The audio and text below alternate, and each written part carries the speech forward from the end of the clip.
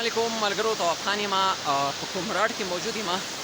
زه که کشمیر ته لاړ شم، سوات، کالام یا کوم ځای ته چې لاړ شم، نو زه د خپل د تورغر ځوانانو په نوم یو ویډیو ضرور ریکارډ کوم، خاص کر کې د خپل ملګري نفي الله دپاره.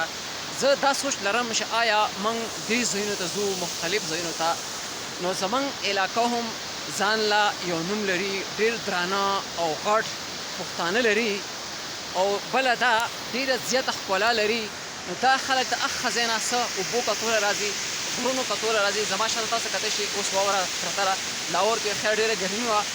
نو زه دا سوچ لرم زم آیا زموږ چې کوم ځوانان دي چې موږ هم په سوشل میډیا خپله علاقه خلکو ته وښیو، یا آیا موږ داسې کوشش وکړو نو داسې کوم خلک دي آیا که موږ انټرنیټ ته ویډیوګانې وخېږو، خلکو ته وښیو چې آیا زموږ په علاقې کې هم داسې ښکلا شته، نو داسې نشي کېدی چې دا خلک هلته هم راتله شروع شي.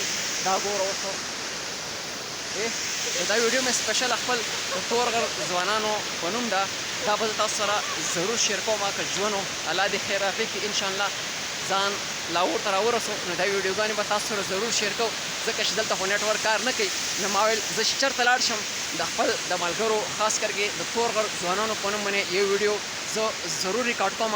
زما ډېر زیات خواهش دی چې زموږ علاقه هم داسې مخکې لاړی، خلکو ته پته ولګېدې، خلک راتله شروع شوې. کومه ښکلا دلته ده، هغه ښکلا هلته ده، کوم شیونه دلته دي هغه هلته دي، څه قسم څه کمۍ نشتې. ما دې نه پهله یو ویډیو په کشمیر کې هم جوړه کړې وه، ساړه ډېر دي، خبرې رانه هم نه کېږي.